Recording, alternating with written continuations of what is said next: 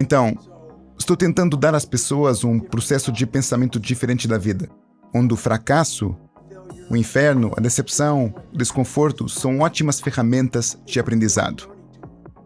Mas muita gente não entende isso. E muita gente nem vai entender essa entrevista quando terminarmos. Mas são esses poucos momentos da vida que você tem. Por exemplo, eu sempre falo sobre o que acontece em Rock 1 na Ronda 14. Aquele clipe de 2 minutos e 13 segundos de Rock se levantando quando o Apollo derruba. Aquele clipe, quando eu estava passando por um momento ruim na minha vida, eu vi o que eu queria ser. E ele não era um cara que ganhava. Ele não era um cara que ganhava em tudo o que fazia. Ele era apenas um cara que ficava se levantando depois de ser derrubado. Então eu percebi que aqueles 2 minutos e 13 segundos mudaram minha vida. Foi só isso. Eu vi algo que precisava ser no mundo em que eu vivia. Talvez minha história dê a alguém os 2 minutos e 13 segundos que precisam para mudar de vida. Milhões de pessoas vivem em um lugar muito confortável. Tudo bem. Então não me escute. Mas muitas outras pessoas estão procurando por esses 2 minutos e 13 segundos. E eu poderia ser essa pessoa. Por isso eu comecei a compartilhar. Você falou sobre isso no início, eu gosto disso. Deixa eu ver. Seu trabalho é ser o melhor que você pode, isso vai doer. A missão não é fazer você se sentir melhor. A missão é ser melhor e ter um impacto maior no mundo que você pertence. E parece que o fato de você entender isso, você quer se expor um pouco mais, vai fazer você alcançar mais pessoas e impactar mais pessoas ao invés de ficar sempre calado. É isso que você disse? Exatamente. Eu tive de encontrar um meio termo. Porque qual é o ponto? Todos nós temos uma história. E acho que todos somos professores. E se você não aprender algo e desenvolver o que aprendeu, pessoas e impactar mais pessoas ao invés de ficar sempre calado. É isso que você disse? Exatamente. Eu tive de encontrar um meio termo. Porque qual é o ponto? Todos nós temos uma história. E acho que todos somos professores. E se você não aprender algo e desenvolver o que aprendeu, qual é o sentido de viver? É desperdício. Sim, você está desperdiçando. Você tem todo esse conhecimento do que aprendeu. Alguns podem pensar que você é louco. Alguns podem colocar um título em você. Mas haverá alguns que dirão: quer saber? Eu precisava ouvir isso. Então você tem que se expor por eles. Então houve um despertar para você nos últimos anos em que você disse: bem, eu não tô fazendo o suficiente, eu preciso me expor lá fora, eu não tô contando minha história, eu tô desperdiçando aspectos da minha vida e preciso melhorar? Recebi muitos e-mails e até então não sabia. Quando você vive sua vida, você não sabe o que acontece com as pessoas porque você está ocupado com a sua própria vida. Eu não sabia que minha vida era tão ruim como era, porque era a minha própria vida que eu estava vivendo. É assim que Isso se vive. Mesmo. Foi o que eu fiz. Até que comecei a receber esses e-mails de pessoas dizendo: quer saber? Você mudou a minha vida. Essa parte da sua história mudou a minha vida. Porque eu tenho tantas partes diferentes da minha vida que muitas pessoas se identificam com pontos diferentes. Talvez seja a parte da obesidade, talvez seja a parte do bullying, talvez seja a parte da dificuldade de aprendizagem, talvez seja a parte dos pais abusivos, seja o que for. Há tantas pessoas inspiradas pela minha história que comecei a receber esses e-mails e fiquei tipo: uau! E eu acredito muito em algo mais poderoso do que eu. Não sei o que é, mas não sou o fim de tudo. Então pensei: tenho que começar a fazer mais. Se estou tocando a vida dessas pessoas... Poucas pessoas aqui e ali... Talvez tenha de sair e fazer um pouco mais. História louca, cara. Se você ainda não tem um livro, você pode fazer uma encomenda prévia. Essa aqui é uma cópia impressa que tá num cartaz. Certifique-se de que você vai ter esse livro, You Can Hurt Me, Master Your Mind and Fight the Odds. Quando eu li a primeira parte do livro sobre a sua infância, eu acabei percebendo que seu pai era muito abusivo. Fisicamente, uma coisa é ser emocionalmente e outra fisicamente, mas os dois é o conjunto perfeito para estabelecer o caos absoluto na vida. E parecia que ele era bem ruim. Era mal, tudo era culpa sua e você estava sempre errado e não estava no nível dele, tanto você quanto seu irmão e sua mãe. E era abuso constante, aquela história sobre quando você estava se curvando e ele te espancava várias e várias vezes e você estava ofegante e sem fôlego. Eu fiquei tipo: meu Deus do céu, caramba! E como você lidou com isso? Como você superou o abuso físico e emocional constantes? Sabe o que mais? Era tudo o que eu sabia. Então, quando você nasce com isso, é tudo o que você sabe. Quer dizer, você sabe que algo não está certo, porque na minha mente, quando eu era criança, a maneira como eu estava processando as coisas não estava certa. Quer dizer, eu sofro de estresse tóxico severo. E esse foi um dos grandes motivos. Eu tinha dificuldade de aprendizado, meu foco na vida estava longe, eu estava com medo. Eu estava com medo de tudo. E quando você tem esse tipo de base crescendo, é aí que você começa a vida. Está sendo abusado, ter de trabalhar a noite toda em um ringue de patinação, não ir à escola, e você tem um cara em cima de você que é alcoólatra, e no segundo em que se bebeda, ele enlouquece. Então, em nossa casa, vivíamos com medo. E a única coisa que não pode ser removida da cabeça de uma criança é o rosto de sua mãe. O terror da O sua terror do mãe, rosto isso é de o minha mãe. pior. Então, eu não me importava com meu irmão. Eu não me importava comigo. Mas ver essa mulher que deixou de ser Mary Poppins, a pessoa mais doce do planeta Terra, para se transformar em... Isso muda uma criança. E quando você é jovem e você tem que crescer muito rápido, então aos 8 anos minha mente era como de uma pessoa de 40 anos. A vida desabou sobre mim. E isso faz seu cérebro... Quando você está brincando com as crianças, você tenta evitar ser atingido o tempo todo. É. E todas essas coisas. E na sua casa, que deveria ser um espaço seguro, sim, você apanha exatamente. de novo. E o que é engraçado nisso é que morávamos na Paradise Road. Morávamos na Estrada Paraíso. É, não foi Não. paradisíaco. Era tudo menos paraíso. Uma vez fechadas as portas, bem, meu pai deu a todos uma visão diferente de como era. Usava um terno bonito, sorria. Isso mesmo. Seu pai é incrível, disseram, mas as portas se fechavam e o próprio diabo saía. Então, foi difícil. E é por isso que minha fundação foi tão atingida quando jovem. Então, a dificuldade de aprendizado, o fato de você ter crescido com Certo. dislexia, isso fez você se sentir constantemente estúpido, inseguro, você coloca... Horrível. Eu tive um tutor na minha vida até a faculdade, meu nível de leitura da segunda série era horrível, era uma luta emocional que acontecia Certo. constantemente.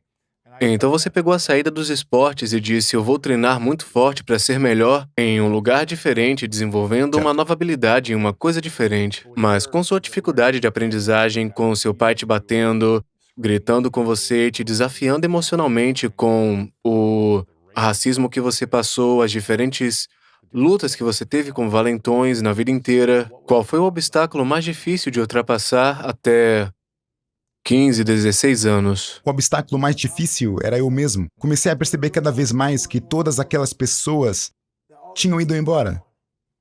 O que me estava perseguindo era eu. Não consigo controlar meu pai. Não consigo controlar as pessoas me chamando de negro. Não consigo controlar todas essas coisas.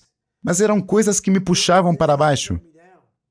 E então começou a se tornar minha realidade. Minha realidade foi o que eles fizeram. A conversa mais importante que você terá em sua vida é aquela que você tem consigo mesmo. E minha conversa foi absolutamente horrível. E o que você dizia a si mesmo? Eu sou burro. Eu não sou ninguém. Quer dizer, meu pai era ótimo em jogos mentais. Um homem bêbado e inseguro fará com que todos ao seu redor se sintam um inferno. Porque ele não quer dar a eles nenhum poder. E é por isso que ele foi tão malvado com minha mãe, comigo e com meu irmão. Porque ele não queria que ninguém estivesse acima dele. Ele queria manter você embaixo. Então, quando você cresce com todas essas coisas, todo esse ódio... E não eram apenas as surras. Eu poderia aguentar as surras o dia todo. Era uma tortura mental. Então, em ter idade, seus pais colocam você em um diálogo de confiança ou você não é ninguém. Então, aquela voz na minha cabeça era... Eu sou um perdedor. E então foi confirmado quando cheguei à escola e no 3º ano eu estava ficando para trás. Eles queriam me colocar em uma escola especial. Você sabe, com crianças que não podem aprender. O que meu pai disse foi confirmado. Então isso se confirmou. Então comecei a trapacear. Comecei a perceber, sabe uma coisa? Estou tomando o caminho mais fácil novamente. E a partir daí começou uma bola de neve. Agora as crianças me chamavam de negro. Mas não eram todas as crianças. O que acontece é que você começa a ter uma imagem de que todo mundo te odeia. Porque sua realidade se torna tão grande que você não consegue ver a imagem clara. Podem ter sido 3 ou 4 Exato. crianças, repetindo e Certo, repetindo. mas para mim era a cidade inteira, o mundo inteiro. O mundo me Exato. odeia. E foi aí que se tornou tóxico. E foi aí que eu me tornei o meu pior inimigo. Uau. Então foram essas as Essas foram as conversas. conversas. E quando você começou a perceber que essas conversas não estavam servindo na sua vida? Minha mãe estava se preparando para se casar. E esse cara entrou em nossas vidas. O nome dele era Wilmoth. Ele entrou em nossas vidas e, como sempre digo, sempre que minha vida estiver melhorando, Deus colocará outro desafio na minha frente. Ele foi assassinado. Meu Deus. E voltamos para o Brasil, então saímos desta pequena cidade no Brasil, e nos mudamos para Indianápolis, Indiana. Muitos mais pretos, muito mais cores diferentes. Não esteve em Nova York há algum tempo? Nasci em Buffalo, Nova York. Então eu fui de Buffalo para Indiana, e depois de Indiana para Indianápolis, Indiana. Em Indianápolis, Indiana, ele foi assassinado. Depois de Indianápolis, voltamos para o Brasil, e quando voltamos para o Brasil, foi aí que começou o racismo. Porque eu já tinha 16 anos. Quando estive no Brasil pela primeira vez, eu tinha 8 e 9 anos.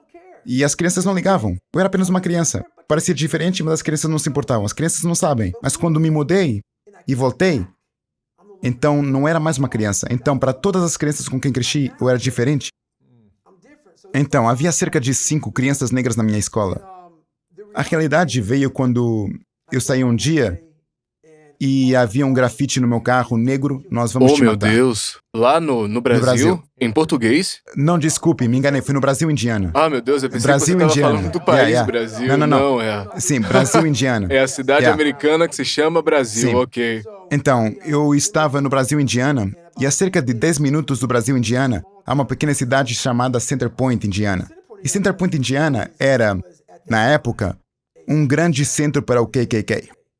Em 95, o clã marchou no desfile de 4 de julho. Não sei se há fotos, mas se não houver, há uma foto no livro, de 95, de cruzes sendo queimadas apenas a 10 minutos da minha casa. A 10 minutos da sua A casa. 10 minutos da minha casa. Uau. Então, quando você tem toda essa negatividade crescendo e você está trapaceando e seu pai bate em você, e então o noivo de sua mãe é morto, uma tragédia após tragédia após tragédia, e então você chega a isso. E sua mãe trabalha em 3 empregos, ela não está em casa o dia todo, ela nunca viu nenhuma das minhas notas, não sabia o quão mal eu estava indo na escola. Ela estava ganhando dinheiro e eu era o homem da casa. Mentindo, escapulindo, não indo à escola. Trapaça, roubo, tudo. Sim, claro, tudo que eu podia. Então, um dia eu saí da escola e vi, negro, nós vamos te matar, no meu carro. E fui procurar o diretor. Houve vários casos assim. Fui procurar o diretor, mas ele não conseguiu me dar nenhum conselho.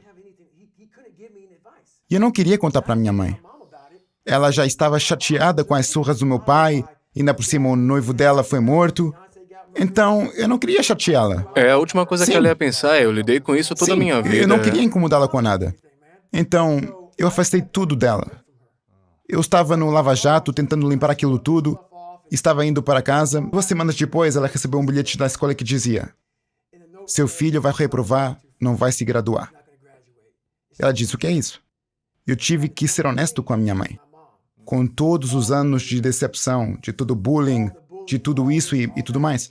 E ela estava em uma situação tão ruim em sua vida que o melhor que ela pôde fazer foi dizer... E eu pensei, meu Deus, ela estava em um lugar escuro. E eu estava num lugar escuro. Estávamos sozinhos, na mesma casa, mas vivendo vidas diferentes. E percebi naquele momento da minha vida que ela era uma ótima mãe, mas eu estava sozinho. E foi aí que a grande mudança aconteceu para mim, então eu disse, vou me alistar no exército. 16, 17 anos. 18 anos, você sabe, eu queria entrar no programa de entrada atrasada. Uhum. E fui fazer o teste ASVAB e trapacei. Era só o que você sabia, Foi né? o que eu fiz. Você era bom Então, nisso. fui ver o meu amigo, porque fui ao escritório do recrutador, e o recrutador disse, você tem que fazer o teste ASVAB. No momento em que eu vi teste, disse a Não mim posso mesmo, fazer um espera teste segundo. pra salvar minha vida, é. Tenho de ir, posso voltar amanhã? Então, estou de volta, o recrutador começa a distribuir esses testes. E eu penso, ótimo, vou fazer isso com o meu amigo, vou copiar do meu amigo. Mas ele tinha um teste diferente do meu. Então eu não podia copiar dele. E foi aí que a lâmpada se acendeu. Eu falhei nesse teste várias vezes. 2 vezes, Na verdade, eu reprovei 2 vezes e na terceira eu fiquei tipo, mãe, eu preciso de ajuda. E ela disse, eu não tenho muito dinheiro, mas podemos pagar um tutor por 1 hora por semana durante 6 meses. Esta é a última vez que eu farei o exame. Então eu tive que aprender. Eu tinha um nível de leitura da terceira classe e estava no 2º ano do ensino secundário. Então eu tinha 6 meses para aprender tudo isso. E só tinha um tutor por 1 hora por semana. Então, o que aconteceu foi que ela vinha por 1 hora e eu não entendia nada. Eu não conseguia reter nada. E havia tanto para aprender que me sobrecarregou. Então, o que aconteceu foi que percebi que tinha de ir à loja e comprar alguns cadernos de espiral. E eu tive que escrever